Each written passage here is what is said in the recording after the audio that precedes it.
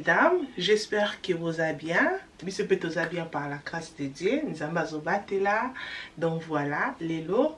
Et ça dimanche, le 4 décembre. Bana vraiment ba bondelinga que tout ça la Christmas tree dans tout matin sa Christmas tree na biso nous aki vraiment fatigué au salango et na sombi na ngilo comme roté ya sika parce que comme biki na utuko bota donc voilà comme on a Kelisa Sophia alali quelque part wana mais to la Kelisa Sophia te les lots zo lobela mingi décoration à Christmas tree donc voilà comme vous mona ke na déjà ceinture nanga on a bandi ezali taille M ou eza taille M na sepeli taille M format ekangami comme bozomona taille M pour bosa na que la rose ateka ka ba ceinture pour na regarder taille na biso ezala toujours kitoko ata tuuti ko bota yebiaka o format ekanga keza vraiment serré ba o ba somba ba yebi ceinture na to comme si on a pris à 50 livres donc aux quoi 60 €. Donc notre numéro na ngana c'est na mutu alingi ceinture pour na yo na postaka partout comme boyebi déjà c'est le comment quoi sikate na YouTube na biso. Donc bozomo na cardigan nanga on a lati, c'est vraiment joli, c'est simple. Cardigan oyo ezali cardigan ya Shein comme bozomo na que j'ai pendant na katanda comme na biki malili mikolo pa na biso na yuki malili eza vraiment malili eza vraiment makati faut vraiment tout se protéger. On na katanda comme ça, otimo cardigan na yo, tu as un hope ezali déjà donc voilà, otimo cardigan comme ça taille on na lati taille et donc tu lien na on a c'est comme ça na tena Shein Stéphanie azana discount na o ezali la rose non ezali Stéphanie la rose 15 so que na Shein on sombe le qu'on a c'est la discount na nga Stéphanie la rose 15 au cause 15% na ba achat na yo nyonso oyo au sala na Shein donc voilà donc on lo ba mingi tena benga bana parce que bana bazar vraiment na posa ko sala ba telemisa Christmas tree et ngala bino to sala décoration après to bana no ba telemisa Christmas tree Kylian Kiara de os Christmas tree na biso za auto sala ki lâché année passée et on to sala la pika na on a dit que la semaine moi pour la décoration te na c'est petit ça bana mais bi ko to so on Christmas tree on va donc créer quatre espaces dans la vie ensemble donc voilà show it to the camera come here mama we're gonna show a Christmas tree 1 2 3 hey Merry Christmas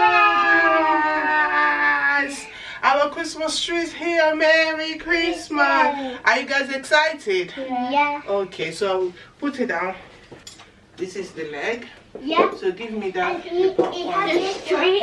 The heavy tree. The heavy one. It's so heavy. Peter, stay on the side so people will come out and see. Okay, we have this one. Now, where do we put the other one? We put on the top of this one. We have to tie this one first. Okay. And then, remember, we have to open it like this. Guys, come. Open. Remember? Oh, yeah. Like this? Yeah.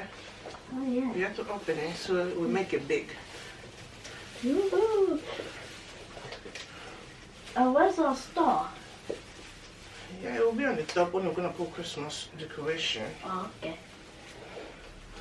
Oh, yeah, look perfect. But the whole needs to go here. Mommy, I don't know how to open it. Okay. I don't know how to do it. Well done, Kylian. Thank you. So awa eloko tozo sala tozo fungula kaka Christmas na biso comme boyebi kiloke uti na storage tozo fungula ngo tokomisa ngo nzete normal avant que tola tika ba décoration. Mama, are you excited? Yeah! Was so hot. Les belles dames, voilà Christmas tree na biso ja to télémission comme ça comme bozomona. Siko tozo zo box ou la décoration. Dans la box na nga ba décoration oyo ezali ya kala eza awa on tient mon affaire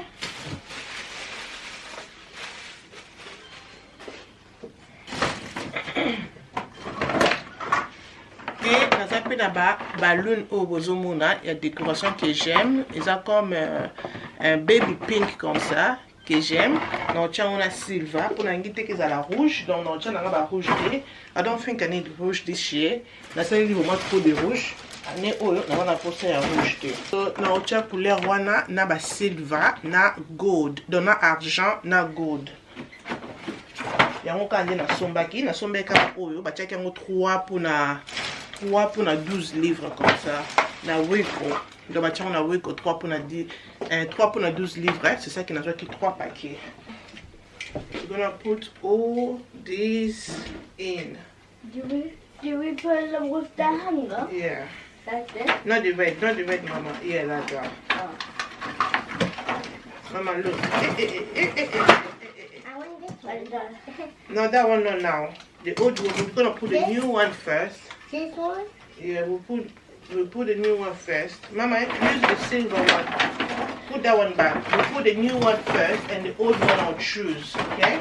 Don't tell me about silver. Silver's my favorite color. Donc année où nous sommes dans la décoration parce que nous sommes comme on a box où nous sommes dans décoration. Nous sommes beaucoup de décoration donc on va prendre un bota, moi na bimezate na na mingi ndaku. On va toujours en wallet donc voilà, c'est ça.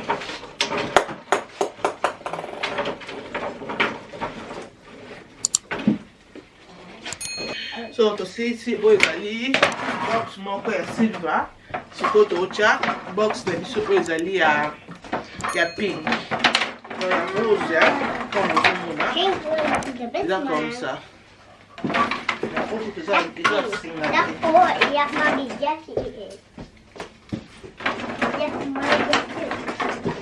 Ok les belles dames, wana totie ba couleur oyo tolakisaki bino, nzete na biso ekomi comme ça. 3 paquets wana esili sikoyo tokotisa ba couleur oyo eza ba couleur oyo ya kala oyo eza lokola ba gold. Donc totia na gold na otia rouge te comme na lobiki na na pousse na rouge te ya ne oyo na otia na rouge te nazokotisa sikoyo ba gold. Mommy, I want to try for those ones. Like, yeah, I don't want to get. You just want to do the small ones. Okay. You can turn the bottom. Voilà, décoration de ce sofa comme ça. C'est quand tu as ça, ils ont les fleurs, ils ont gold, ils ont quoi pink comme ça, comme vous savez. Donc voilà, et on peut te côté on a 4.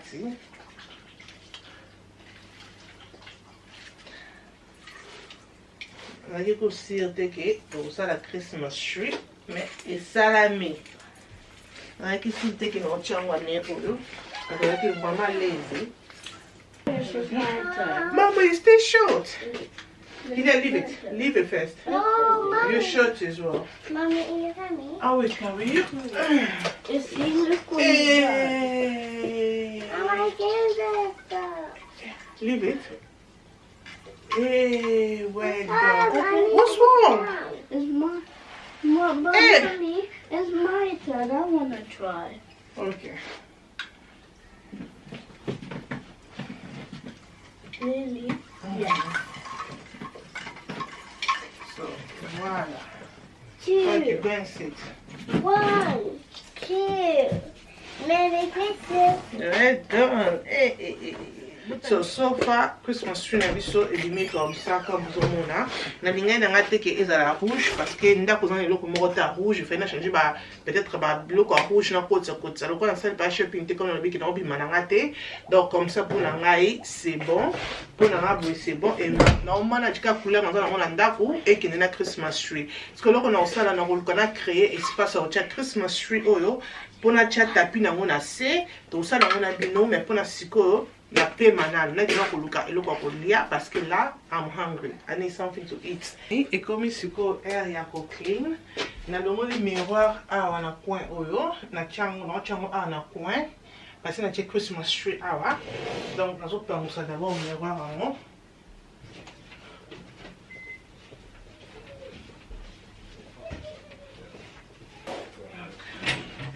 Voilà. Na éviter cette cocotte.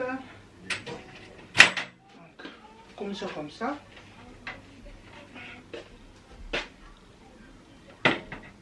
Ouh, c'est coquille, hein. Mais il est quand même moins trop.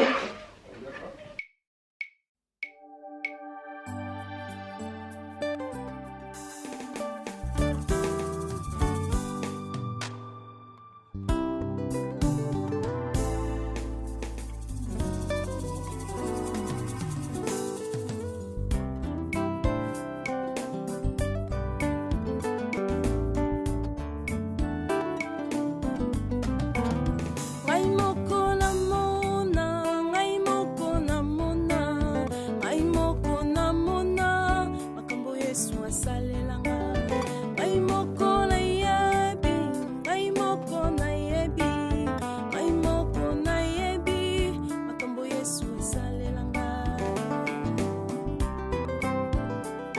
Pour nettoyer la C a vraiment salité, donc il faut vraiment bien nettoyer la pangosa na C.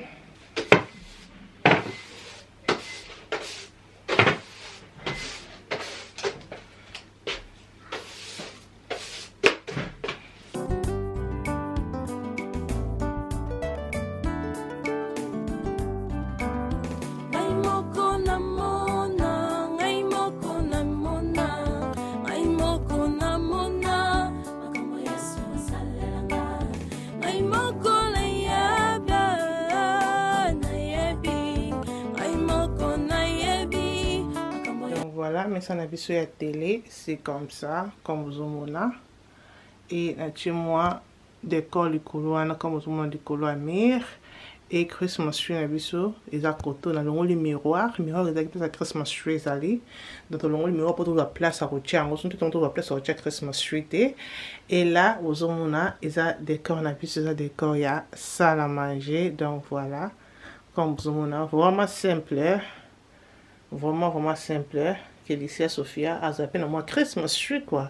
Et là, na ekotia miroir quelque part wana, des places nature miroir na coin wana. Donc voilà.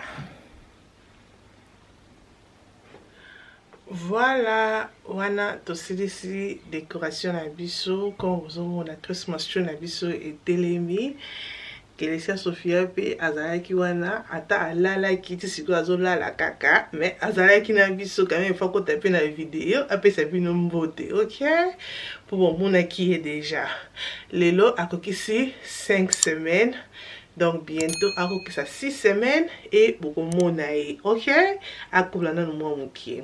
Merci beaucoup na bozaki kone belé nzamba za na biso abumba biso atukutani mukolo mususu ba joindre na wana bino nyonso to bozotala vidéo oyo nzambe azala na biso tina te et community na bye.